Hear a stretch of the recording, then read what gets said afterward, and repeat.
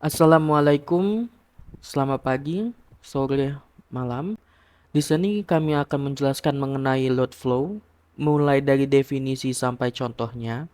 Tapi sebelum itu perkenalkan saya Daniel, dan selanjutnya nanti ada Asnawi yang akan menjelaskan mengenai definisi, dilanjutkan oleh Bram untuk tipe jaringan distribusi, kemudian dilanjutkan oleh Salsya, dan terakhir Naufal yang akan menjelaskan teknik dan contohnya. Kalau begitu, dipersilakan Asnawi. Baiklah, di sini saya akan menjelaskan definisi dari load flow. Load flow adalah analisis sistematis yang digunakan untuk menghitung aliran daya, arus, dan tegangan dalam sistem tenaga listrik. Tujuan utama dari analisis ini adalah untuk mengetahui karakteristik aliran daya yang berupa pengaruh dari variasi beban dan rugi-rugi transmisi pada aliran daya, dan juga mempelajari adanya tegangan jatuh di sisi beban. Sistem tenaga listrik terdiri dari berbagai elemen, seperti pembangkit listrik, transformator, jaringan transmisi, dan beban. Load flow menganalisis bagaimana daya listrik mengalir melalui semua komponen ini. Kemudian selanjutnya adalah hal yang mempengaruhi daya yang dikirim. Pertama yaitu impedansi di saluran transmisi. Impedansi di saluran transmisi dapat terjadi karena berbagai hal, dan sudah mencakup resultan antara hambatan resistif, induktif, dan kapasitif. Hal ini yang menyebabkan rugi-rugi daya karena terkonversi atau terbuang menjadi energi lain dalam transfer energi. Lalu kedua, tipe beban yang tersambung jalur. Ada tiga tipe beban yaitu resistif, induktif, dan kapasitif. Resultan antara besaran hambatan kapasitif dan induktif akan mempengaruhi faktor daya, sehingga mempengaruhi perbandingan antara besarnya daya yang ditransfer dengan yang diterima. Baiklah, kali ini saya akan menjelaskan mengenai tipe jaringan distribusi. Tipe jaringan distribusi dibagi menjadi dua, yaitu sistem radial dan sistem ring atau loop.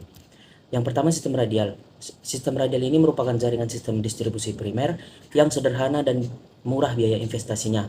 Pada jaringan ini, arus yang paling besar adalah yang paling dekat dengan gardu induk.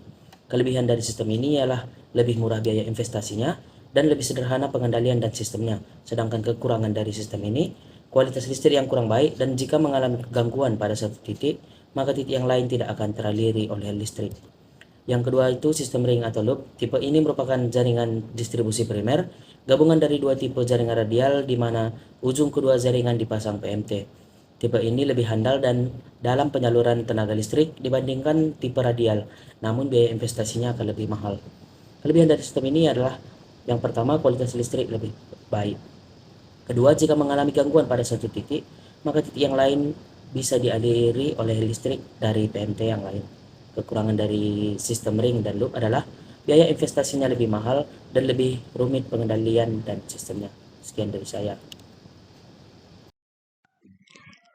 Saya Salsya Wira Hamada Borupane dengan NIM 03041282025067 akan melanjutkan penjelasan yang sudah dijelaskan oleh teman saya sebelumnya. Baiklah, pada tipe jaringan distribusi yang ketiga ada sistem spindle.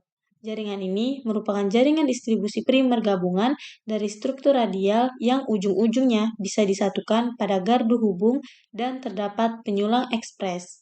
Yang keempat, ada sistem mesh. Struktur jaringan distribusi primer ini dibentuk dari beberapa gardu induk yang saling dihubungkan sehingga daya beban disuplai oleh lebih dari satu gardu induk.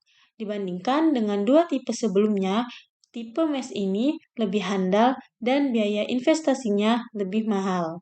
Selanjutnya, metode dalam analisis aliran daya. Terdapat tiga metode. Yang pertama, ada metode Gauss-Seidel, yaitu salah satu jenis analisis yang paling umum digunakan.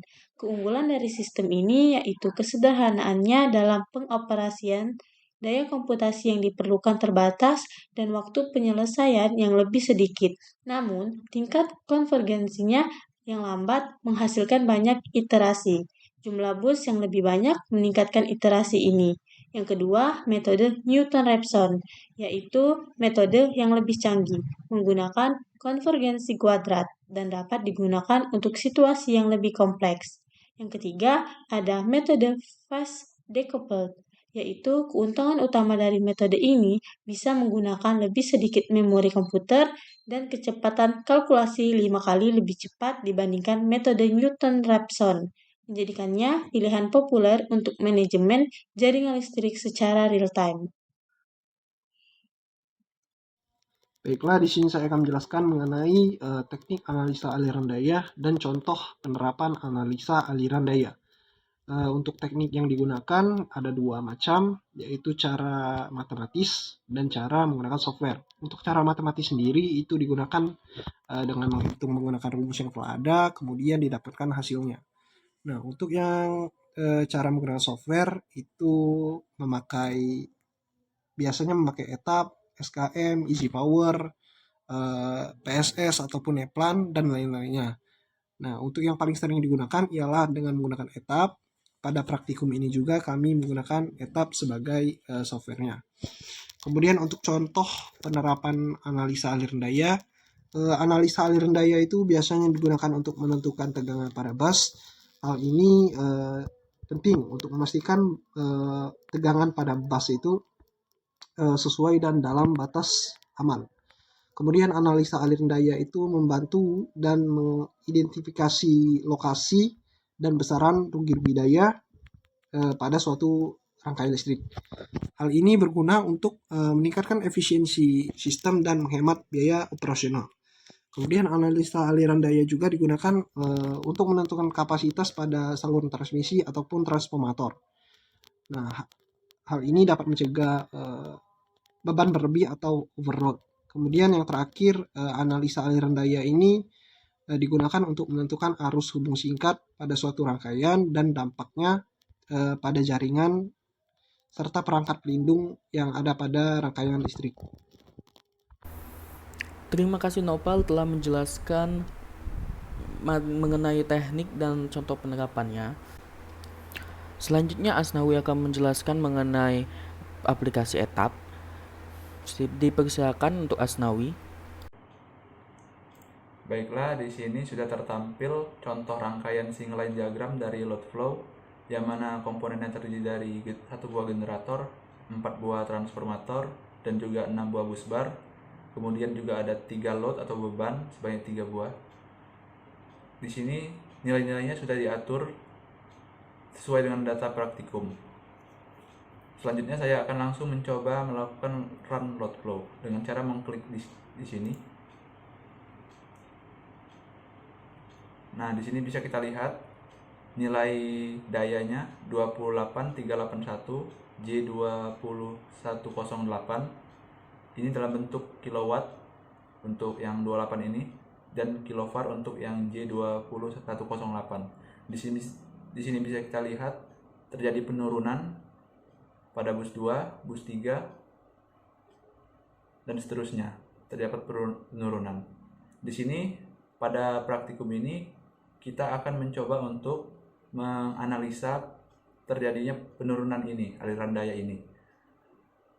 Salah satu cara untuk mencoba untuk menaikkan persentase ini yaitu dengan menaikkan tab secondary di trafo. Langsung saja kita coba naikkan tab. Kita naikkan menjadi 2,5. Oke. Di sini kita coba running lagi.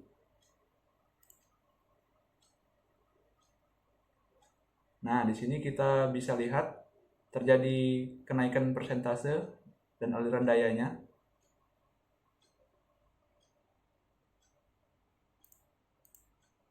Baiklah, sekian dari saya. Terima kasih. Terima kasih Asnawi karena telah menjelaskan mengenai aplikasi etap. Dari paparan tersebut dapat disimpulkan dalam beberapa poin, yaitu poin pertama, load flow analysis merupakan analisa sistematis untuk menghitung aliran daya yang terdiri dari pembangkit, trafo, jaringan transmisi, dan beban. Poin kedua, impedansi transmisi dan beban tersambung mempengaruhi daya yang terkirim. Poin ketiga, jaringan distribusi sendiri memiliki 4 tipe, yaitu radial, ring atau loop, spindle, dan mesh. Poin keempat, Dalam analisisnya memiliki 3 metode, yaitu Gauss-Seidel, Newton-Raphson, dan Fox-de-Campbell. Poin kelima, untuk teknik analisisnya dapat dengan matematis ataupun software. Mungkin sekian yang dapat kami paparkan. Terima kasih telah menonton video ini. Semoga bermanfaat. Waalaikumsalam.